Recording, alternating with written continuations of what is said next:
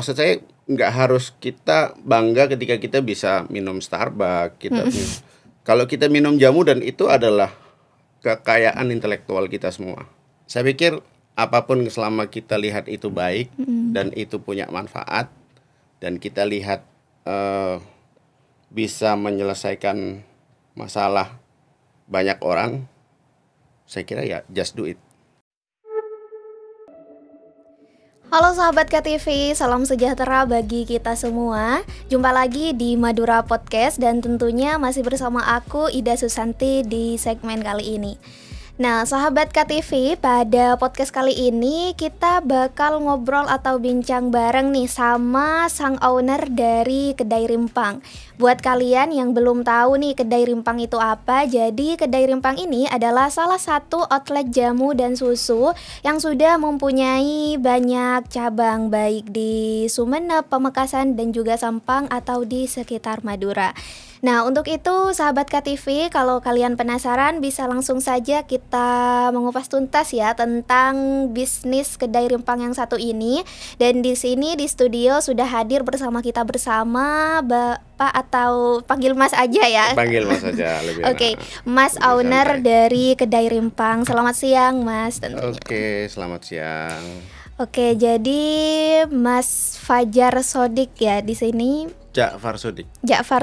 Iya. Mas Ja'far Sodik di sini adalah owner dari Kedai Rimpang nih, sahabat KTV. Nah, untuk itu mungkin langsung saja nih Mas bisa diceritakan gitu. Apa sih motivasinya Mas di sini membangun usaha ini gitu? Kedai Rimpang mungkin bisa dijelaskan dulu Kedai Rimpang tuh awal mulanya gimana gitu. Oke. Sebelumnya terima kasih banyak buat podcast ini KTV ya, udah ngundang kita. Ya cuma penjual jamu ya.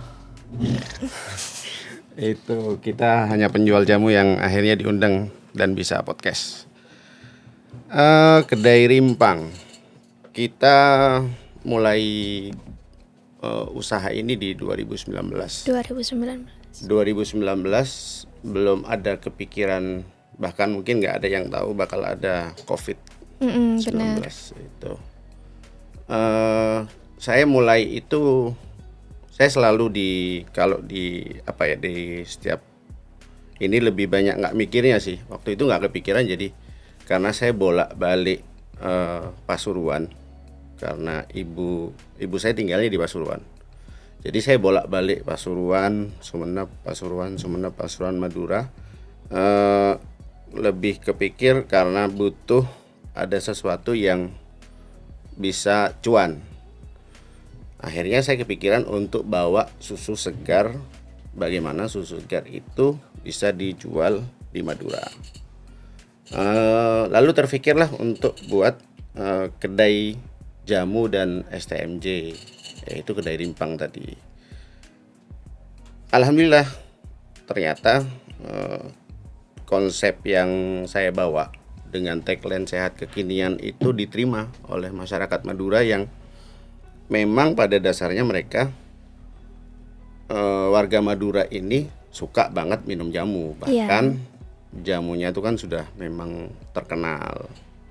Tapi hanya mungkin yang terkenal dari jamu Madura itu kan jamu rumah tangganya kan, jamu-jamu vitalitas, jamu-jamu wanita.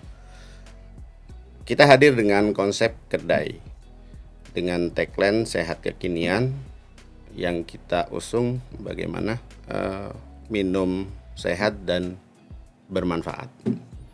Itu sih. Oke, jadi nama kedainya itu kan Kedai Rimpang gitu ya. Mungkin bisa dijelaskan apa sih di balik makna kata itu gitu. Kalau nama Kedai Rimpang sendiri itu, rimpang artinya tanaman yang menjalar di bawah tanah. Kalau dilihat dari kata itu, seperti jahe, kencur, kunyit, itu disebutnya rimpang-rimpangan. Sementara orang mungkin lebih banyak mengenalnya di rempah secara umum. Jadi dari filosofi rimpang itu sendiri, jahe itu kan nggak kelihatan ada di dalam, tapi manfaatnya terasa buat tubuh. Seperti itu juga rimpang, mungkin sekarang belum begitu terlihat sama orang. Tapi dengan niat yang baik, insya Allah ke depan Rimpang akan jadi sukses dan banyak diminati oleh dan makin diminati oleh banyak orang. Itu. Jadi rimpang itu bisa disimpulkan kayak kata lain dari rempah-rempah gitu ya, Iya, Mas? kurang Oke. lebihnya seperti itu. Nah, jadi kedai rimpang di sini dengan tagline sehat kekinian gitu ya. Mungkin Masnya memang dari awal tuh segmen pasarnya gitu, targetnya, marketingnya itu untuk pemuda atau gimana nih, Mas? Soalnya kan kayak sehat kekinian gitu. Kalau target utama kita sebenarnya kan bagaimana jamu itu bisa dilestarikan. Ketika kita bicaranya lestari, kita tidak bisa hanya kepada satu segmen aja. Secara yang Madura dikenalnya dengan jamu-jamu seperti itu, kita harus hadir untuk segmen yang mungkin yang di bawahnya secara umur. Ya pastinya anak-anak muda. Bagaimana kita ngajak mereka nongkrong tuh nggak harus dengan kopi. Bener. Nongkrong yang sehat itu mungkin dengan susu. Bagaimana kita ngajak pola hidup sehat itu dengan susu. Apalagi kalau kalau susunya itu susu segar misal. Terus bagaimana kita ngajak mereka tahu dengan bahwa minuman rempah itu minum jamu itu kan isinya memang rempah pastinya. Tapi bahwa jamu ini adalah warisan dari leluhur kita yang harus kita lestarikan dengan kita meminumnya, dan itu menjadikan jamu itu sebagai teman rutinitas kita gitu. Baik di pekerjaan, lagi capek, lagi ini. Dan dengan banyaknya penelitian-penelitian yang ada sekarang itu bahwa banyak juga beberapa herbal itu yang manfaatnya juga efek menenangkan. Di tengah sekarang banyaknya anak-anak muda yang anxiety, banyak hal yang bisa kita gali dari jamu. Itu sih, Mbak. Oke, jadi itu kayak ada tantangannya pasti ya Pak di jamu yang memang sebuah kearifan lokal, namun pastinya anak-anak muda sekarang udah jarang gitu ya, dan di sini betul. kedai rimpang hadir. Tantangannya di situ, Iya. tantangannya di situ. Bagaimana kearifan lokal tadi itu bisa benar-benar diangkat, dan itu menjadi menjadi kebanggaan kita semua. Karena dengan jamu, maksud saya nggak harus kita bangga ketika kita bisa minum Starbucks. Kalau kita minum jamu, dan itu adalah kekayaan intelektual kita semua. Itu. Ya, jadi mungkin apa aja nih Mas solusi yang udah dilewati itu untuk menghadapi tantangan-tantangan yang seperti itu, di mana anak-anak muda ini udah jarang minum jamu. Terus mungkin kayak di pemasarannya juga ya ada di sosial media, karena kalau saya sendiri nih tahu kedai rimpang tuh pernah lewat di iklan gitu, iklan di IG ya.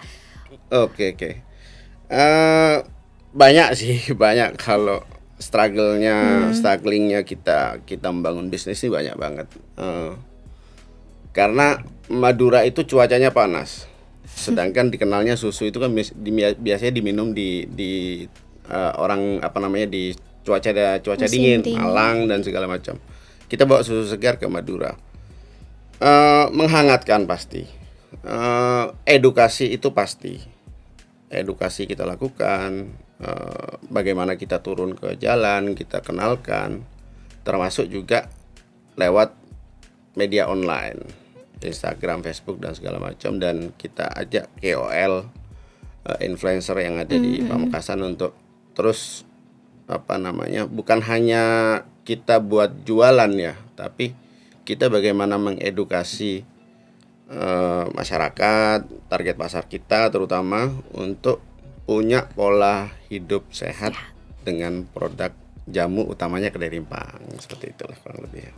Oke, jadi di kedai rimpang di sini produknya itu jamu sama susu. Apa aja tuh Mas di kedai rimpang tuh produknya? Kalau selama ini, kalau sementara ini kita ada 4 kategori produk. Susu sendiri, susu segar ya. Susu segar kita itu ada sapi dan kambing etawa. Terus ada jamu. kemudian ada minuman yang kita sebut minuman sehat kekinian. Ada yang bentuknya, jadi itu mix antara beberapa rempah dengan susu. Kemudian ada yang wedangan. Kalau wedangan itu kayak uwu, bir peletok. Jadi wedangan-wedangan Nusantara kita bawa seperti itu.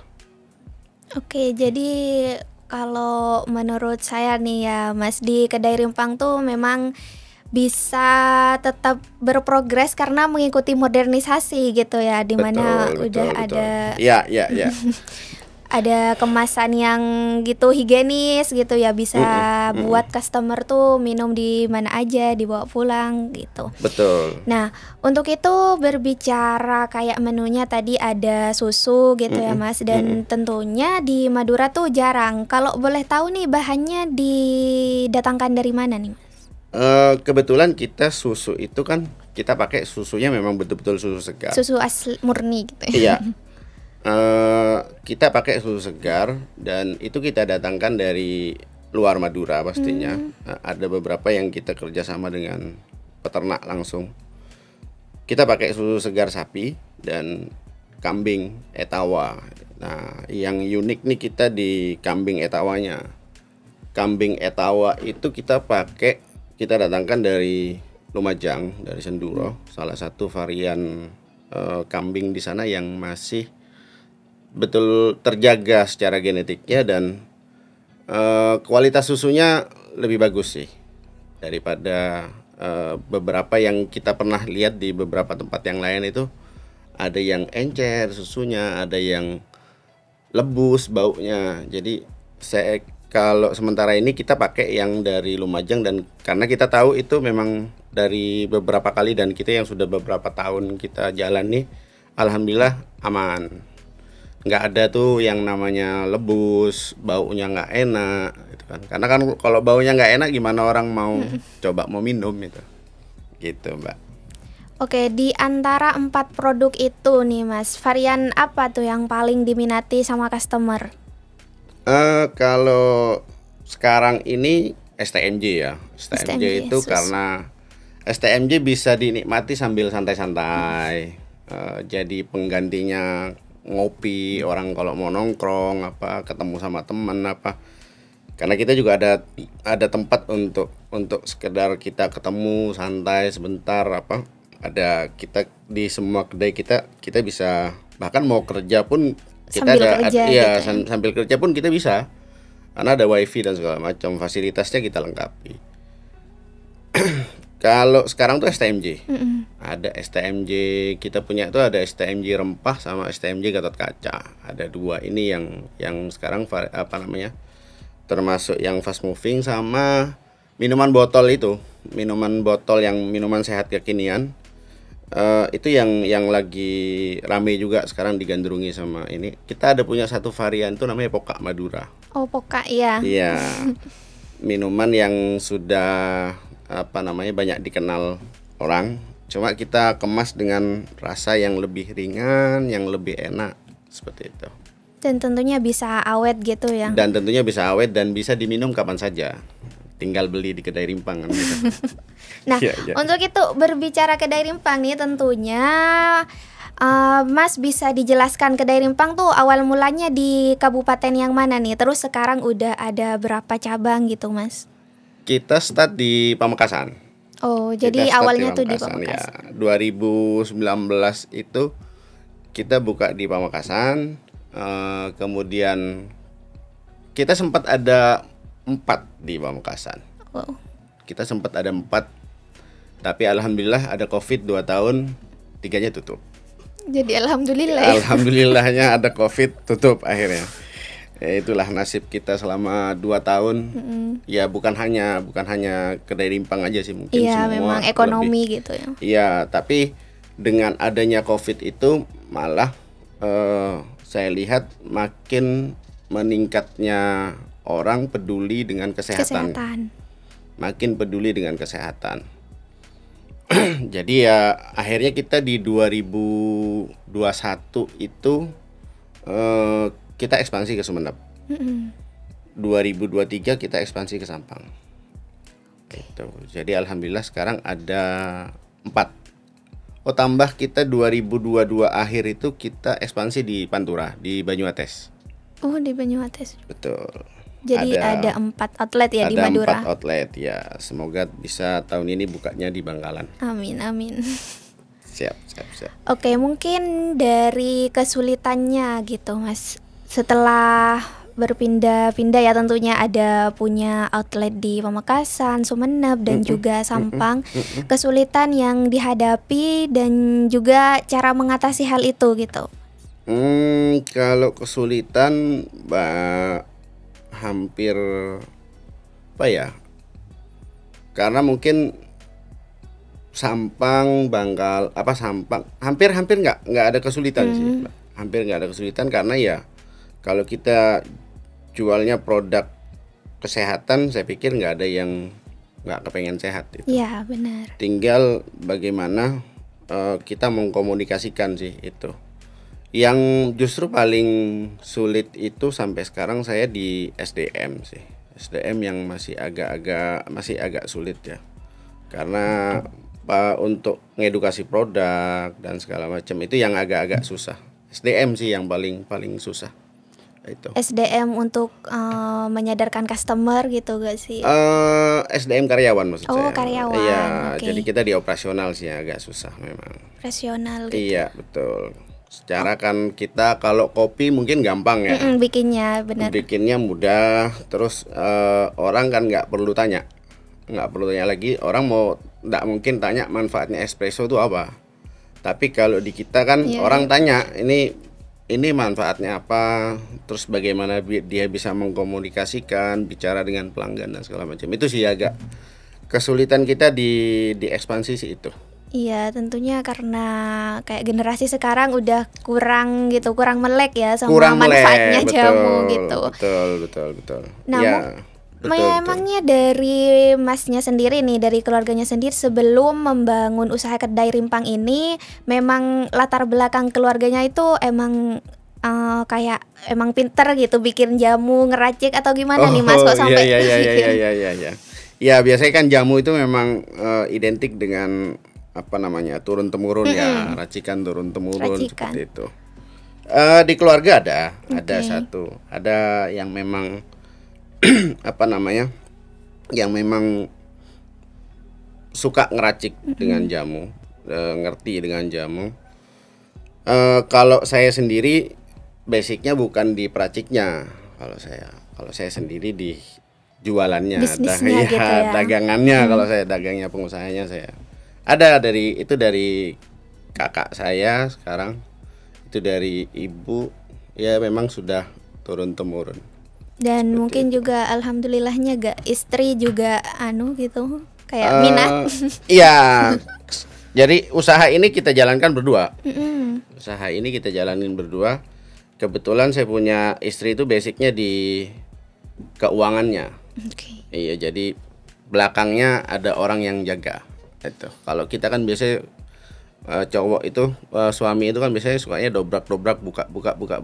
Tapi kita punya ada istri yang ngurusin accounting finansialnya gitu ya. Di belakang, betul. Oke, mungkin untuk kayak strategi pemasaran nih Mas, ada tips gitu. Karena kan hebatnya gitu ya, kedai rimpang ini juga sekalian bisa mengedukasi masyarakat gitu, mengingatkan masyarakat. Karena memang tentunya masyarakat tuh tahu jamu itu bikin sehat, tapi udah banyak yang gak minat gitu, apalagi kayak pemuda-pemudanya gitu Mas. Mungkin dari strategi pemasarannya ada yang kedai rimpang ini punya strategi pemasaran yang khusus gitu? Strategi khusus sih kita nggak ada strategi yang khusus yang bagaimananya enggak. Cuma di tengah digital yang digitalisasi yang ada sekarang, kita perlu lakukan namanya yang digital marketing itu kita lakukan dengan konten-konten yang edukatif pastinya. Dan sekarang itu kan eranya narasi. Bagaimana kita ceritakan eranya di saat sekarang itu kan orang nggak mau dijuali kan, Pak. Mbak, ini aku ada ini kan orang nggak mau dijuali, tapi kalau orang dikasih cerita di ini, aku kalau minum ini tuh aku ngerasa sudah begini, ada manfaat yang dia rasakan. Dan orang Indonesia itu rata-rata FOMO. Bener, ikut-ikutan gitu. Jadi ya kita combine di dua itulah. Yang kita lakukan sih sementara ya di sana. Jadi bagaimana kita membuat narasi, dan saya kira penting sekali, termasuk mumpung saya juga ada di podcast seperti ini yang saya kira juga ini bakal banyak yang mendengar. Narasi itu penting. Narasi itu penting. Bagaimana saya kira juga dengan kultur Madura nih, bagaimana narasi itu bisa dibangun dengan narasi yang baik. Itu sih. Itu bakal jadi market pasar yang tinggal produknya apa nanti kita bisa jual. Nah, itu. Jadi fokusnya itu bukan kayak menjual tapi menarik pelanggan gitu iya, ya, untuk datang, betul. untuk menarik.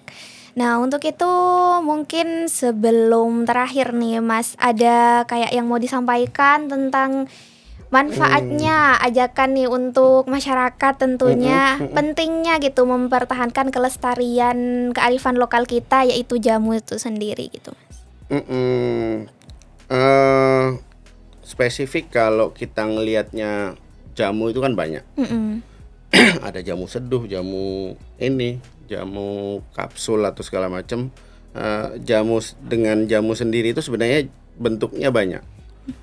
Nah, dan Madura itu di modal utamanya terkenal sudah dengan produk-produk jamunya yang sudah mendunia. Nah, tinggal bagaimana kita sebagai anak-anak muda yang tinggal di Madura dan atau anak Madura asli, orang asli Madura, ayo bagaimana kita bisa, sekarang tuh kan eranya sinergi. Nah, banyak di luar Madura itu, di Jogja, di Bogor itu sudah banyak pelestarian jamu yang dilakukan oleh anak-anak muda. Mungkin kalau saya bisa kasih spill sedikit, ada satu akun namanya Agradaya. Itu gerakan yang sangat bagus saya kira, dan itu perlu apresiasi dan perlu kita tiru untuk kita lakukan di Madura. Itu sih mungkin dari saya. Oke, jadi karena di sini juga Masnya diundang sebagai owner dari sebuah usaha atau bisnis gitu ya. Kata-kata terakhir untuk sahabat KTV di sini, untuk kita sebenarnya tuh peluang usaha itu banyak gitu kan ya Mas, dan di sini Mas sendiri memilih untuk sambil mempertahankan budaya yang kita punya gitu. Jadi pesan nih untuk sahabat KTV, khususnya generasi penerus bangsa, pemuda atau pemudi Indonesia, untuk semangat membangun bisnis dan juga gitu. Oke. Jadi apa nih, quote atau gimana? Ya, bisa kata-kata mutiara gitu. Oke. Kalau saya bilang untuk teman-teman anak-anak muda semua, ya sebenarnya saya juga masih muda sih. Ya. Saya pikir apapun selama kita lihat itu baik dan itu punya manfaat, dan kita lihat bisa menyelesaikan masalah banyak orang, saya kira ya just do it. Lakukan saja. Just do it. Pasti ada jalan. Jangan pernah nyerah, jangan pernah jangan pernah menyerah lah. Jalan aja dulu, nanti pasti ada jalan. Pasti ada solusinya. Sulit tuh biasa pasti. Kalau saya juga ada satu poin juga yang lupa tadi yang disampaikan. Strugglingnya nggak begitu. Tadi kan kalau dari tadi kelihatannya bahagia terus kayaknya jalannya lancar-lancar aja. Saya pernah kejadian tuh beberapa kali Mbak, yang susu sapi, susu kambing, itu yang 100 liter rusak. Rusak gimana tuh Mas? Rusak, nggak bisa dijual. Oke. 100-200 liter itu sudah makanan rutin, sudah biasa. Karena kita datengin banyak, siapa tahu pasar lagi bagus, gambling ya. Jadi kalau mungkin saya menyerah waktu itu, ya nggak seperti sekarang gitu. nggak mungkin kayaknya diundang di KTV deh. Itu. Karena tentunya gagal itu pasti ada ya Mas. Gagal tuh pasti ada. Nggak ada namanya kalau kita bawa ke ranah agama itu kan, nggak ada hidup di dunia tuh yang mudah. Yang penting kita berusaha jalan, pasti ada solusi. Itu. BTW makasih ya Mbak ya. Kenapa? Udah diundang di sini. Iya sama-sama, karena Masnya juga di sini pastinya dengan sharing pengalamannya bisa meningkatkan kesadaran masyarakat tentunya, dan anak muda untuk lebih semangat berbisnis dan juga berproses gitu. Karena tentunya yang perlu diketahui nih ya sahabat KTV, menurut Masnya juga tadi kegagalan itu pasti ada. Dan bagaimana kalau menurut aku, kalau sahabat KTV nih masih ngerasa muda gitu ya, bagaimana kita itu bisa menghabiskan masa kegagalan kita itu di waktu muda gitu sahabat KTV. Ya betul. Nah untuk itu sahabat KTV, gak terasa tentunya udah beberapa menit kita ngobrol sama sang owner dari kedai Rimpang ya. Dan untuk itu sahabat KTV, terima kasih atas waktunya telah menemani ngobrol kita pada hari ini. Dan jangan lupa buat tetap stay tune tiap harinya di YouTube ataupun podcast Madura Podcast, karena tentunya di sini kita bakal selalu mendatangkan star person gitu ya, untuk semakin menambah wawasan dan juga untuk bisa mendorong semangat dari sahabat KTV. Untuk itu aku di sini dan Mas Owner juga tentunya mohon pamit undur diri. Terima kasih untuk sahabat KTV, selamat menjalani hari, see you and goodbye.